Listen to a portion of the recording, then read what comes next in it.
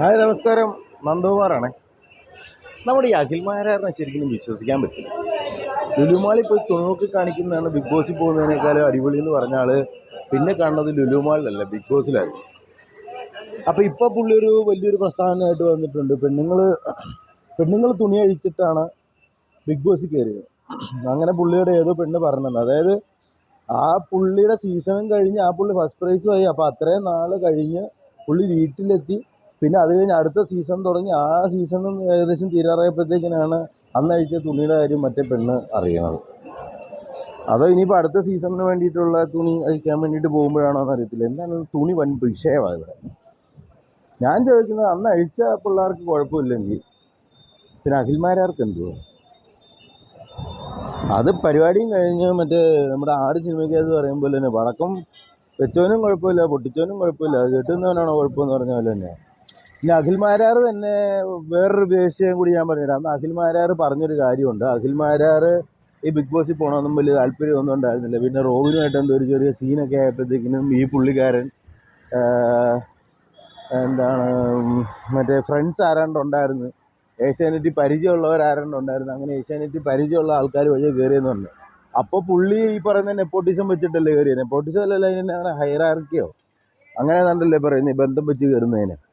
എടോ അപ്പോഴും ഈ പറയുന്ന ഈ 100 കോടി 150 കോടി ജനങ്ങളുടെ അകത്ത് ഓഡീഷൻ വഴി കയറിയിട്ടുണ്ടായിരുന്ന ആൾക്കാർക്ക് കിട്ടാണ്ട് അഖിൽമാരാറിന് അവർ വേഷം കൊടുത്തപ്പോഴത്തേക്കിനും ഒന്ന് ആലോചിച്ച് നോക്കി. അവർ ഇത് തന്നെയല്ലേ ചെയ്തേ. അപ്പോൾ അങ്ങനെ ചെയ്ത് കഴിഞ്ഞപ്പോഴത്തേക്കിനും ഫസ്റ്റ് പ്രൈസും കിട്ടി, ഫ്ലാറ്റും കിട്ടി, കാറും മേടിച്ച്. ഈ പുള്ളി ബിഗ് ബോസിൽ പോയില്ലായിരുന്നെങ്കിൽ അടുത്തെങ്ങാനും ഈ പറയുന്ന മിനി കൂപ്പറൊക്കെ ഈ പുള്ളി മേടിക്കുമോ? ഒരു പടം ചെയ്തിട്ട് പുള്ളി എത്ര വർഷമായി? ചെയ്ത പടമാണെങ്കിൽ ഒരുപാട് ആൾക്കാർ കണ്ടുപോലും. എനിക്ക് ഭയങ്കര ഇഷ്ടപ്പെട്ട ഒരു പടത്തിൽ ഒരെണ്ണമാണത്. പുള്ളി അന്ന് ഒരു പൊളിറ്റിക്സ് പറയാൻ ഉദ്ദേശിച്ച പടം, അത് നന്നായിട്ടുണ്ടായിരുന്നു. പക്ഷെ തിയേറ്ററിലൊന്നും ഓടിയൊന്നുമില്ല, ആൾക്കാർക്കൊന്നും വർക്കൗട്ട് ആയിരുന്നില്ല. അങ്ങനെ എൻ്റർടൈൻമെൻറ്റ് സബ്ജക്റ്റ് ഒന്നും അല്ല പുള്ളി ചെയ്തേക്കുന്നത്. പക്ഷെ ഇപ്പോൾ പുള്ളി ഈ പറയുന്നതിനോട് യോജിക്കണോ വേണ്ടെന്നൊരു കൺഫ്യൂഷനാണ്. കാര്യം പുള്ളി ഭയങ്കര ലൗഡായിട്ടൊക്കെ പറയുന്നുണ്ട്, ഞാൻ ആനയാണ്, എനിക്കാരെയും പേടിയില്ല, മറ്റേ മാടയെ കൂടെയെന്നൊക്കെ.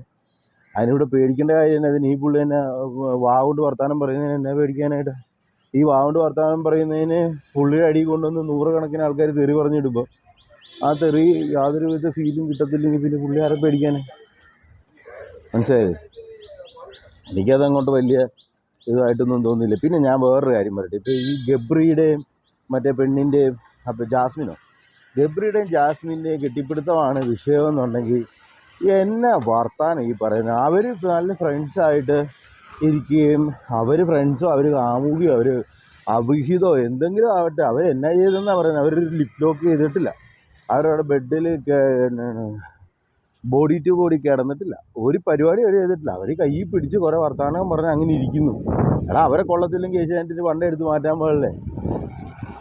ഇനി അവരെ കൊള്ളത്തില്ലെന്ന് നാട്ടുകാർ പറഞ്ഞാൽ മാറ്റത്തില്ലാതെ ആണെന്നുണ്ടെങ്കിൽ, പണ്ട് ഞാനൊരു നമ്മുടെ ഐഡിയ ശാസിംഗർ എന്ന് പറഞ്ഞൊരു പരിപാടിക്കകത്ത് ഏറ്റവും കൂടുതൽ ഓഡിയൻസ് സപ്പോർട്ട് ചെയ്ത ഒരാൾ സച്ചിദാനന്ദൻ എന്ന് പറയുന്നൊരു പാട്ടുകാരനായിരുന്നു.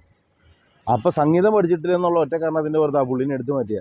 അന്ന് എന്തുകൊണ്ട് ആലോചിച്ചില്ല? ആൾക്കാർക്ക് ഇഷ്ടപ്പെടുന്ന സാധനം ചെയ്യുന്നതാണോ അതോ ഇതിൻ്റെ മെക്കാനിക്കൽ പ്രോസസ്സ് പഠിക്കുന്നതാണോ ബെറ്റർ എന്നുള്ളത്? മെക്കാനിക്കൽ പ്രോസസ്സ് എന്ന് പറയുന്നത് തന്നെ ആൾക്കാർക്ക് ഇഷ്ടപ്പെടുത്താൻ വേണ്ടിയിട്ടല്ലേ.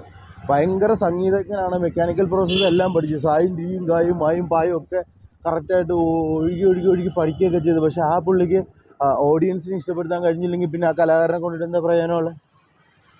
അങ്ങനെയല്ലല്ലോ. ഇതൊക്കെ ഇത് ആൾക്കാരെ ഇഷ്ടപ്പെടുത്തുക എന്നുള്ളതല്ലേ. ആൾക്കാർ, ഞാൻ പറയട്ടെ, ഇപ്പം ഗബ്രിയുടെയും അവരുടെയും കൈപ്പിടുത്തോ അവരുടെ പ്രശ്നവും അവരുടെ ഈ സാധനമൊക്കെ ആയിരിക്കും എല്ലാവരും കണ്ടുകൊണ്ടിരിക്കുന്നത്. അത് കാണാൻ ആൾക്കാരുണ്ടാവും. ഏറ്റവും കൂടുതൽ റീച്ച് അതിനായിരിക്കും. അല്ലെ തന്നെ ഈ പറയുന്ന അവീതം കാണാനായിട്ട് ഭയങ്കര ഇഷ്ടമല്ലേ ഇവിടെയുള്ള ആൾക്കാർക്ക്. 10 പേര് കൂടി ഇരുന്ന് കഴിഞ്ഞാൽ 3 പേരുടെ അവീതം പറഞ്ഞിട്ട് എനിക്ക് തോന്നുന്നില്ല. എനിക്ക് അഖിൽമാരാറിനെ ഈ കാര്യത്തിൽ സപ്പോർട്ട് ചെയ്യണമെന്ന് തോന്നുന്നില്ല. സപ്പോർട്ട് ചെയ്യണമെങ്കിൽ തന്നെ എന്തിൻ്റെ കാര്യത്തിൽ സപ്പോർട്ട് ചെയ്യണ്ടേ? അവനൊന്നെങ്കിൽ ഈ പറയുന്ന ആൾക്കാരുടെ പേര് പറയുന്നില്ല. അവന് പേടിയില്ല എന്ന് പറഞ്ഞിട്ട് ഏഷ്യാനെറ്റിൻ്റെ ആളുടെ പേര് പറയാൻ പേടി. എന്നിട്ട് ഇപ്പോൾ പറയും ഏഷ്യാനെറ്റിൻ്റെ ആൾക്കാരെ അറിയിക്കാനാണെന്ന്. ഏഷ്യാനെറ്റിൻ്റെ ആൾക്കാരെ അറിയിക്കാനാണെങ്കിൽ ഒരു മെയിൽ അയച്ചു കൊടുത്താൽ പോയി, അല്ലെങ്കിൽ ആളെ ഫോൺ വിളിച്ചിട്ട് പറയണം. ഇത് ഏഷ്യാനെറ്റിൻ്റെ പേരും വെച്ച് ലോകം മുഴുവൻ അറിയിച്ചു കഴിഞ്ഞാൽ പേരും പറയത്തില്ല, അത് വെറുതെ ഇൻ്റർവ്യൂ. ഇപ്പോൾ ഞാൻ ചോദിക്കട്ടെ, മൂവി മീഡിയയുടെ ഹൈദരാലിയുടെ ഇൻ്റർവ്യൂവിന് ആ പുള്ളി വന്നിരുന്നതിന് എത്ര രൂപ ഹൈദരാലി കൊടുത്തിട്ടുണ്ടെന്നൊന്ന് വിളിച്ച് ചോദിച്ചു നോക്ക്. ആ ഹൈദരാലി ആ പുള്ളിനെ വിളിക്കാൻ കാര്യം എന്തിനാ? ഇങ്ങനെ ഒരു വിവാദം ഉണ്ടാക്കിയപ്പെടില്ല. അപ്പോൾ ശരിക്കും പറഞ്ഞാൽ ഇപ്പം പണിയെടുക്കാതെ ഈ എന്നെപ്പോലെ തന്നെ ഇങ്ങനെ വീഡിയോ ഒക്കെ ഇട്ടിട്ട് എന്തെങ്കിലും റീച്ച് കിട്ടി അതിനകത്തുനിന്ന് പൈസ മേടിച്ച് ജീവിക്കാനുള്ള ഇടപാടാണെന്ന് തോന്നുന്നു. അല്ലാതെ ഈ പുള്ളി സിനിമയും ചെയ്യത്തില്ല, ഒന്നും ചെയ്യത്തില്ല. സിനിമയോടൊക്കെ പാഷനുള്ള ആളാണെന്നുണ്ടെങ്കിൽ ബിഗ് ബോസിൽ കയറി ഇത്രയും ജനസമ്മതിയൊക്കെ കിട്ടി കഴിഞ്ഞപ്പോഴത്തേക്കിനും പുറത്തിറങ്ങി ഒരു പടം ചെയ്യുന്നുണ്ട്. മറ്റേ ഈ ബിഗ് ബോസിൽ കയറി കഴിഞ്ഞാൽ പിന്നെ സിനിമ ചെയ്യാൻ തോന്നത്തില്ലെന്ന് തോന്നുന്നു. കാര്യം റോബിൻ 2 കയ്യെ വാച്ചിങ് കെട്ടിയിട്ടാണ് സിനിമ ഉണ്ടാക്കാൻ പോയത്. എടാ നമ്മളൊക്കെ ഇവിടെ ഒരു സിനിമ ചെയ്യാൻ വേണ്ടിയിട്ട് എന്തോരം കിടന്ന് കഷ്ടപ്പെട്ടുകൊണ്ടിരിക്കുക. ഒരു പ്രൊഡ്യൂസറെ കണ്ട് ഒരു പ്രൊഡ്യൂസറുടെ അടുക്കെ ചെന്ന് കഴിഞ്ഞാൽ പ്രൊഡ്യൂസർ പറയും ആ കഥയൊക്കെ പറയണ്ടേ, ഇതൊക്കെ കേട്ട് പഴകിയ ഒരുപാട് കാര്യങ്ങൾ. അത് ഇവിടുത്തെ സംഭവം അതല്ല കേട്ടോ. എനിക്ക് മനസ്സിലായ ഒരു കാര്യം ഞാൻ പറഞ്ഞുതരാം. എല്ലാവർക്കും ആവശ്യം പൈസ. ആ പൈസയ്ക്ക് വേണ്ടിയിട്ട് എല്ലാവരും അവനവന് ഇഷ്ടപ്പെട്ട ജോലി ചെയ്യാൻ ശ്രമിക്കുന്നു. പക്ഷേ ഇഷ്ടപ്പെട്ട ജോലി പലർക്കും കിട്ടാറില്ല. അപ്പോൾ എല്ലാവരും പൈസയ്ക്ക് വേണ്ടിയിട്ട് ആ ജോലി അങ്ങ് ചെയ്യുകയാണ്. അവർക്ക് എന്തെങ്കിലും അവർക്ക് ഇഷ്ടപ്പെട്ട ജോലി ചെയ്യാനായിട്ട് അവർ നിന്ന് കഴിഞ്ഞാൽ ഓട്ടോമാറ്റിക്കലി അവർക്ക് അതൊരു ജോലിയായിട്ട് തോന്നത്തില്ലല്ലോ, ഒരു പാഷനല്ലേ വരത്തുള്ളൂ. അഖിൽമാരാറൊക്കെ സിനിമ പാഷനേറ്റഡ് ആണെന്ന് എനിക്ക് തോന്നുന്നില്ല. ആ സിനിമ പാഷനേറ്റഡ് ആണെന്നുണ്ടെങ്കിൽ അവൻ മറ്റേ എന്തുട്ടാ അതിൻ്റെ പേര് മിനി കൂപ്പർ എടുക്കുന്നതിന് പകരം അവനൊരു സിനിമ എടുത്തേനെ ആ പൈസക്ക്. നല്ലൊരു സിനിമ. പാഷനേറ്റഡ് ഒന്നുമല്ല എനിക്ക് തോന്നണില്ല. ഇനിയിപ്പം അടുത്ത ഏതെങ്കിലും അവന് പൈസ കളക്ട് ചെയ്യുക എന്നുള്ള പരിപാടി മാത്രമേ ഉള്ളൂ. അവന് മറ്റേ ബിഗ് ബോസിൽ പോയി ഒച്ചപ്പാടുണ്ടാക്കി ബഹളം ഉണ്ടാക്കി ബുദ്ധിയില്ലെന്ന് ഒന്നും പറയുന്നില്ല. ആ ബുദ്ധി കൊണ്ടിട്ട് എന്നാ പറയാം, ആർക്കാ പ്രയോജനമുള്ളതെന്നുള്ള. പുള്ളിയുടെ കുടുംബത്തിന് മാത്രമല്ലേ പ്രയോജനമുള്ളൂ, നാട്ടുകാർക്ക് എന്നാ പ്രയോജനമുള്ളത്? ഈ പുള്ളി എനിക്കിപ്പോഴും മനസ്സിലാവില്ല. ആ പെൺപിള്ളേർക്ക് കുഴപ്പമില്ല. പെൺപിള്ളേർ പോയി അവരെ നിർബന്ധിച്ച് പിടിച്ചു വലിച്ചുകൊണ്ടൊക്കെ പോയതാണെങ്കിൽ തന്തയില്ലായ്മ നല്ല ഇടിയും വെച്ച് കൊടുക്കും. അങ്ങനെയല്ലല്ലോ. അങ്ങനെയാണോ ചെയ്തത്? അവരെ നിർബന്ധിച്ച് പിടിച്ച് വലിച്ചുകൊണ്ട് പോയിട്ട് നിങ്ങൾ എൻ്റെ കൂട്ടത്തിൽ നിന്ന് മറ്റേ അഡ്ജസ്റ്റ്മെൻറ്റിൽ നിന്നാലാണ് നിങ്ങൾക്ക് ഇതിൻ്റെ അകത്ത് അവസരം തരുള്ളൂ എന്ന് പറഞ്ഞ് പിടിച്ച് വലിച്ചുകൊണ്ട് പോയിട്ടുണ്ടെങ്കിൽ അവൻ്റെ പേര് പറഞ്ഞില്ലെങ്കിൽ ആദ്യം ഇവനിട്ടടിക്കണം. അങ്ങനെയൊക്കെ പെണ്ണുങ്ങളെ ഉപദ്രവിച്ചാണ് ഇതിൻ്റെ അകത്ത് കയറ്റിയിട്ട് അങ്ങനെ ഉപദ്രവിച്ചവന്മാരുടെ പേര് പറയാനായിട്ട് ഇവന് ധൈര്യം ഇല്ലെങ്കിൽ പിന്നെ ഇവനെ എന്നാ പറയാനാണ്? അപ്പോൾ ഇവനിട്ട് അടിക്കണം.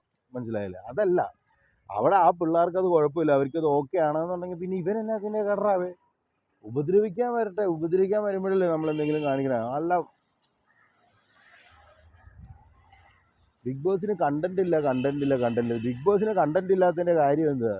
എടാ ആൾക്കാർ ഇപ്പോൾ ബഹളവും ആദ്യമൊക്കെ രണ്ടുപേര് തല്ലി പിടിക്കുന്നതൊക്കെ കാണാനൊരു രസം ഉണ്ടായിരുന്നെന്ന് എനിക്ക് തോന്നുന്നത്. അതുകൊണ്ടായിരിക്കും ആദ്യമൊക്കെ റീച്ച് ഉണ്ടായിരുന്നത്. ഇപ്പോൾ ആൾക്കാർ ഈ തല്ലുപിടുത്തം ഒന്നും കാണണ്ടെന്ന്. ആൾക്കാർക്ക് ഇപ്പോൾ ചിരിക്കാനും രസിക്കാനും ഒക്കെ ഇഷ്ടം. അല്ലാണ്ട് ഈ തല്ലുപിടുത്തവും ബഹളവും മറ്റേ കുറ്റം പറച്ചിലും പെണ്ണുപിടിയും പരിപാടിയും ഇതൊന്നും അല്ലെന്ന്. ആൾക്കാർക്ക് ഇപ്പോൾ ഇഷ്ടം രസിക്കാനാണ് ഇഷ്ടം. അവർക്ക് ഒരു 15 മിനിറ്റ് അല്ലെങ്കിൽ ഒരു അരമണിക്കൂർ അല്ലെങ്കിൽ 1 മണിക്കൂർ അവർക്കൊന്ന് രസിക്കണം. പിന്നെ അവർക്ക് പുതിയ എന്തെങ്കിലുമൊക്കെ ചിന്തകളോ പുതിയ നല്ല ടെക്നോളജീസിൻ്റെ ഇൻട്രൊഡക്ഷനോ അല്ലെങ്കിൽ പുതിയ ആശയങ്ങളോ അങ്ങനെ പുതുമയുള്ള സാധനങ്ങളോടൊക്കെ ഇപ്പോഴത്തെ ആൾക്കാർക്ക് ഇഷ്ടം. അല്ലാണ്ട് ചുമ്മാ ഒരു കാരണമില്ലാണ്ട് തല്ല് പിടിച്ച്. ഞാനൊരു കാര്യം പറയട്ടെ, ഈ പൈസ ഉണ്ടാക്കാൻ വേണ്ടിയിട്ട് നടക്കുന്ന ആൾക്കാരും ഉണ്ട്, പൈസ ഉപയോഗിക്കാൻ വേണ്ടിയിട്ട് നടക്കുന്ന ആൾക്കാരും ഉണ്ട്, പൈസയും ഇതൊന്നും അല്ല എന്ന് പറഞ്ഞ് നടക്കുന്ന ആൾക്കാരും ഉണ്ട്. എനിക്ക് ഇതിൽ നിന്ന് മനസ്സിലായൊരു കേസുണ്ട്. ഇപ്പോൾ ഞാനിപ്പം ഈ ബോംബെ വന്ന ഒരുപാട് ഇൻ്റർവ്യൂസും ഒരുപാട് മീറ്റിങ്ങും ഒക്കെ അറ്റൻഡ് ചെയ്തപ്പോൾ എനിക്ക് മനസ്സിലായൊരു കാര്യമുണ്ട്. നമുക്ക് കഴിവുണ്ടെങ്കിൽ ഈ ലോകത്ത് നമുക്ക് ഏത് വേദിയും ഓപ്പൺ ആവും. നമുക്ക് കഴിവില്ലെങ്കിൽ എത്ര ഓപ്പൺ ആക്കിയ വേദിയും നമ്മുടെ കയ്യിൽ നിന്ന് പോകും. മനസ്സിലായോ? ഇനി കോള് വരുന്നുണ്ട്. ഞാൻ ഓക്കെ പിന്നെ വരാം.